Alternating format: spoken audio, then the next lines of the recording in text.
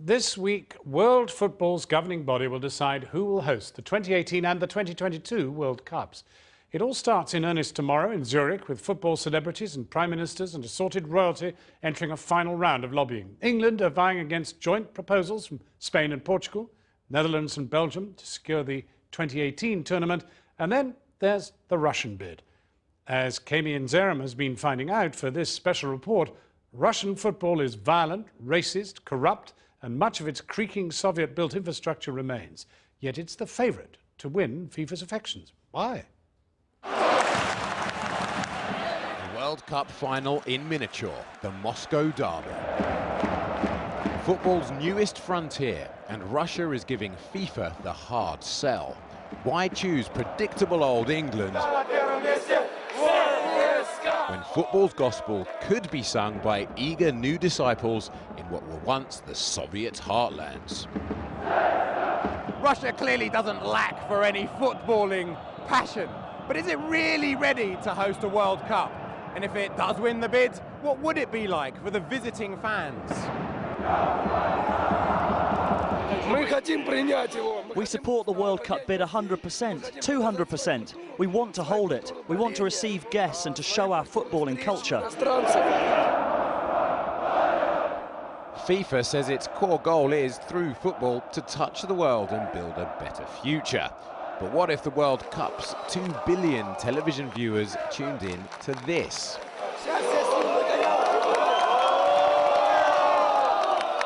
Russian football isn't for the faint-hearted. Flares and fireworks are in theory illegal. And then there's the habitual violence. We saw one group of fans chase down another 20 metres from the stadium gates.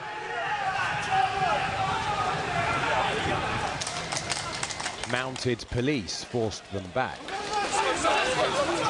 Mass brawls are organised by phone or text.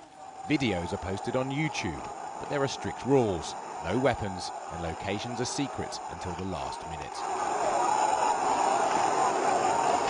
The authorities promise World Cup security will be tighter, for they have also to contend with the rise of the far right. One fan saw our camera and thrust out his neo-Nazi tattoo. His friend was wary and made him hide it. In the background, we heard monkey chants when black players touched the ball. And there's no mistaking this, unfurled over the summer to insult a black player who'd been sold to West Brom. The head of the Russian World Cup bid says it simply means he failed a test. English fans might read it a little differently. Moscow's ultras were happy for us to film them. They told us they're not violent, they simply entertain the crowd. But they admit they're racist. The Red-Blue fans movement is the radical right. We don't want people from the Caucasus and southern Africa to settle in Russia. We don't discipline them. That's what skinheads do. Skinheads kill them. Will black fans be targeted? Maybe. We can't answer for fans who are out of control. We can't answer for them. They could do anything. I met these foreign students at Moscow's Friendship University.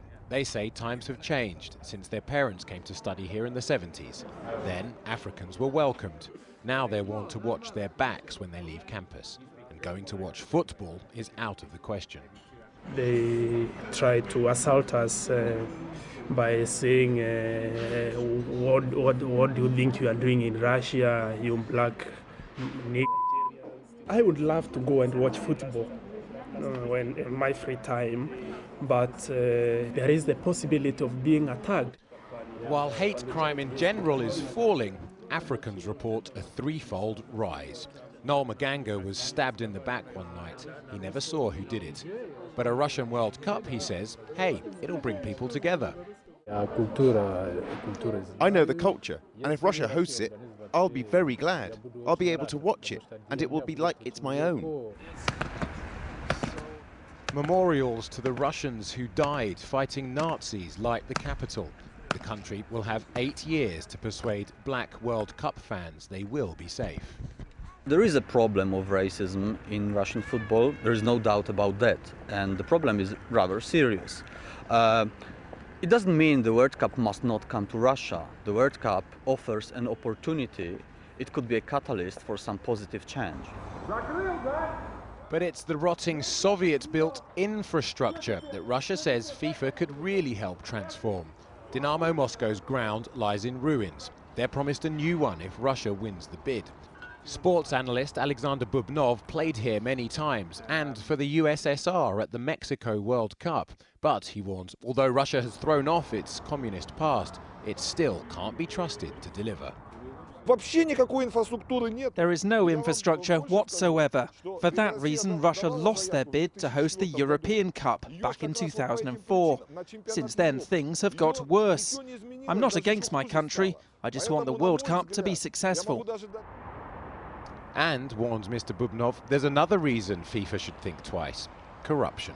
In politics, in business, and in football. Even referees. Sergei Husseinov has officiated cup finals and internationals. He says some years ago he was offered $100,000 to fix a Moscow derby by one of the team bosses. And he claims these days his colleagues don't get work unless they take bribes. Да, конечно, так до сих пор и происходит. Yes, it's still happening. Unfortunately, that's how things have developed. If a referee doesn't do what he has been told to by his bosses, he risks losing his license. What proportion of matches are affected by corruption? Significantly more than half. The Russian FA concede they and their clubs have work to do. Development money is flooding into the game now from energy companies and oligarchs. Lukoil sponsors Spartak Moscow.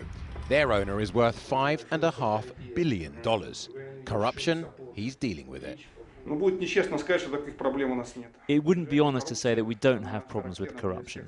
But in the past 5 years, we've made huge progress, and negative factors like match fixing are beginning to disappear. Football is getting cleaner, believe me.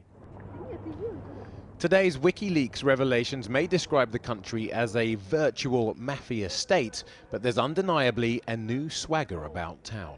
Red Square is now decorated with exclusive brands. On its way soon, the blingest thing in motorsports, Formula One.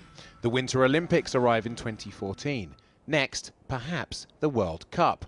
If South Africa and then Brazil could persuade FIFA, why not Russia?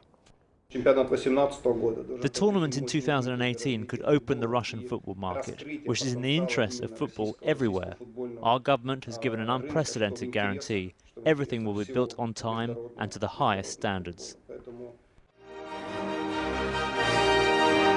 And Russia has run a slick campaign, the government promising £100 billion of World Cup-related investment. New roads, new stadiums, new airports and railways. The very issues FIFA's technical experts said were letting Russia's World Cup bid down. One of the weak points of Russia's bid is the country's overstretched transport network. And fans will be told, don't rely on being able to fly around, you might have to get a train. Instead, I'm on this one for 10 hours.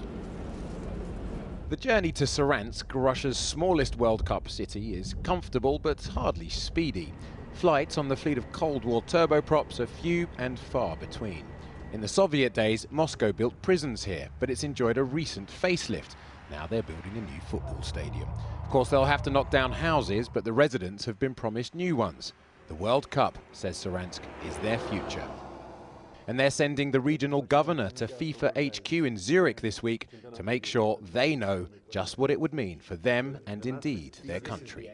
For FIFA, a victory for England is not a victory. But a victory for Russia is a victory for FIFA, because in England very little will change if the World Cup is held there. If Russia wins, FIFA wins, and the bookies make them favourites to beat both England and Spain. FIFA's stated goal to take football to every corner of the planet. Moscow is one thing, Saransk is another. For the wannabe international stars at the Youth Academy, it could mean playing in a World Cup in what was once the heart of the Soviet Union.